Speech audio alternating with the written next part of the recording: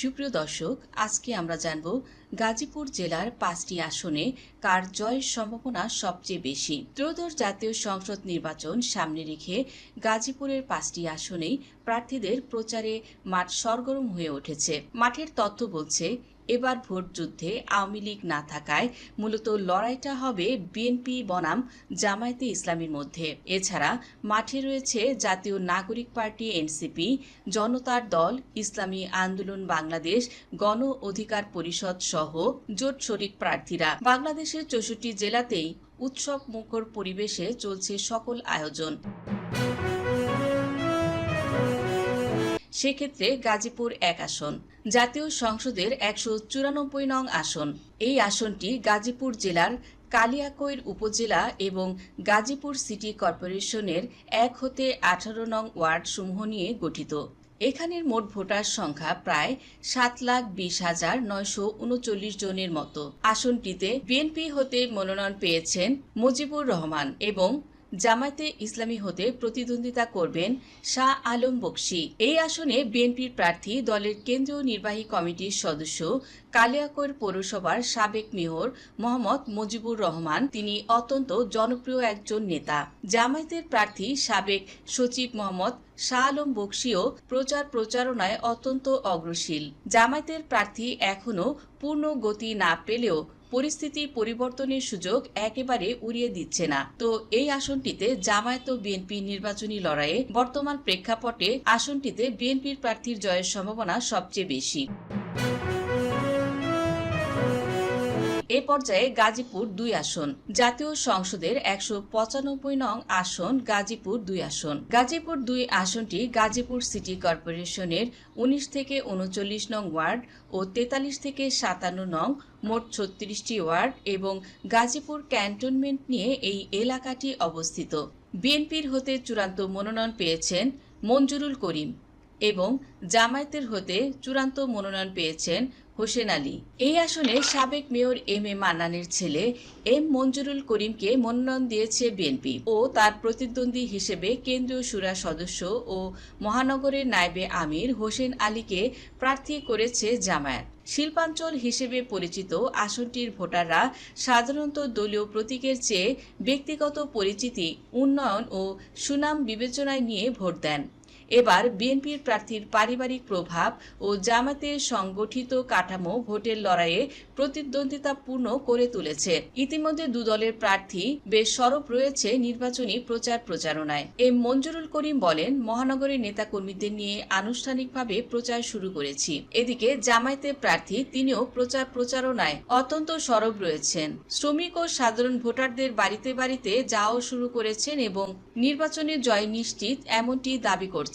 তো গাজীপুরের 2 আসনটিতে জামায়াত ও বিএনপির নির্বাচনী লড়াইয়ে বিএনপির প্রার্থী তুলনামূলকভাবে জনপ্রিয়। সেক্ষেত্রে আসনটিতে বিএনপির প্রার্থীর জয়ের সম্ভাবনা তুলনামূলকভাবে বেশি।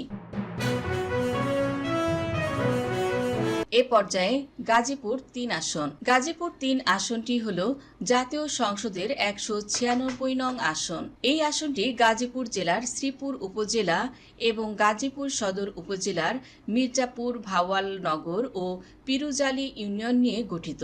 এই আসনে বিএনপি হতে মনোনয়ন পেয়েছেন এস এম রফিকুল ইসলাম বাচ্চু এবং জামায়াতের হয়ে চূড়ান্ত মনোনয়ন পেয়েছেন জাহাঙ্গীর আলম।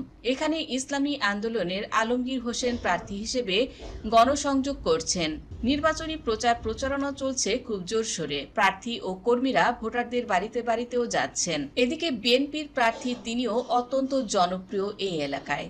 তবে গাজীপুর 3 আসনে বর্তমান প্রেক্ষাপটে জামায়াতের জনপ্রিয়তা কিছুটা হলেও বেশি। তো এই আসনে হাড্ডাহাড্ডি লড়াইয়ের সম্ভাবনা রয়েছে।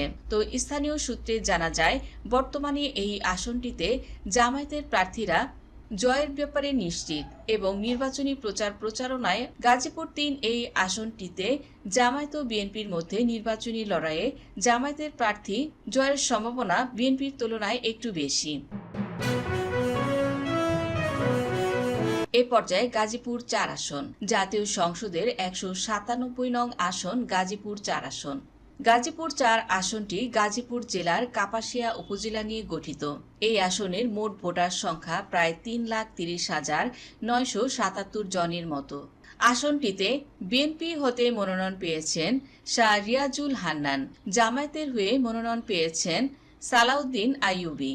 এই আসনে স্বাধীনতার পর থেকেই মূলত তাজউদ্দিন আহমেদের পরিবারের নিয়ন্ত্রণে ছিল গাজীপুর ৪ আসন। তবে ১৯৯১ সালে এখানে জয় পেয়েছিলেন আসম হান্নান শাহ। বিএনপি থেকে এখানে হান্নান শাহর ছেলে শাহ রিয়াজুল হান্নানকে মনোনয়ন দেওয়া হয়েছে। বাবার জনপ্রিয়তা ও কর্মী সমর্থকদের নিয়ে তিনি মাঠে জোর প্রচারণাও চালিয়ে যাচ্ছেন। অন্যদিকে জামায়াতের পক্ষ থেকে ইসলামী ছাত্র শিবিরের সাবেক কেন্দ্রীয় সভাপতি ও মহানগরের সদর থানা জামায়াতের আমির মোহাম্মদ সালাউদ্দিন আইয়ুবীকে প্রার্থী ঘোষণা করা হয়েছে। তিনি এই আসনের অত্যন্ত জনপ্রিয় একজন ব্যক্তি। অনেকদিন ধরেই নেতাকর্মীদের নিয়ে প্রচার চালিয়ে যাচ্ছেন জামায়াতের এই প্রার্থী। এখানে ইসলামী আন্দোলনের কাজীমুদ্দিনকে প্রার্থী ঘোষণা করা হয়। এই আসনের অধিকাংশ ভোটাররাই স্থানীয়, ফলে যে প্রার্থীর কর্মী সমর্থক বেশি, জয় তার পক্ষে থাকবে বলেই স্থানীয়দের ধারণা। সালাউদ্দিন আইয়ুবী বলেন, দলীয় মনোনয়ন পাওয়ার পর থেকে আমরা নেতা কর্মীদের নিয়ে প্রচার চালিয়ে যাচ্ছি। ভোটারদের কাছে যাওয়ার জন্য সব রকমের চেষ্টা আমাদের রয়েছে। শাহ রিয়াজুল হান্নান তিনিও তার জয়ের ব্যাপারে আশাবাদী। তবে স্থানীয় সূত্রে জানা যায়, এই আসনটির বর্তমানে জামায়াতের প্রার্থীর জনপ্রিয়তা বিএনপির তুলনায় অত্যন্ত বেশি। তো আসনটিতে স্থানীয়দের ধারণা মতে জামায়াতের প্রার্থীর জয়ের সম্ভাবনা রয়েছে বিএনপির তুলনায় বেশি। এ পর্যায়ে গাজীপুর ৫ আসন। জাতীয় সংসদের ১৯৮ নং আসন গাজীপুর ৫ আসন। আসনটি গাজীপুর জেলার কালীগঞ্জ উপজেলা, গাজীপুর সদর উপজেলার বাড়িয়া ইউনিয়ন এবং গাজীপুর সিটি কর্পোরেশনের ৪০ থেকে ৪২ নং ওয়ার্ড নিয়ে গঠিত। আসনটির মোট ভোটার সংখ্যা প্রায় ৩,৫৪,৬৪৩ জনের মতো।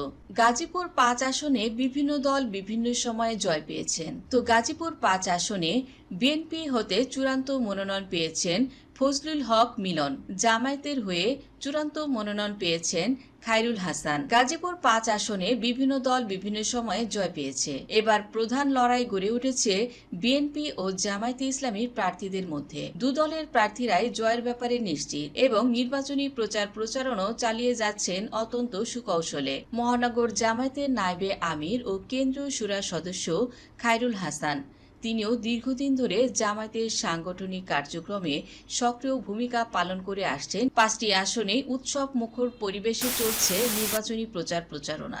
এছাড়া প্রচারণায় জনগণও বেশ সাড়া দিচ্ছেন। প্রার্থীরা নিজ নিজ দলের জয়ের ব্যাপারে তারা আশাবাদী। বিএনপি বরাবরই জনপ্রিয়। ফ্যাসিস্ট পালিয়ে যাওয়ার পর থেকে এখানে সবচেয়ে জনপ্রিয় দল বিএনপি। জেলার ৫টি আসনেই বিএনপির প্রার্থীরা বিপুল ভোটের ব্যবধানে জয়ী হয়ে থাকেন।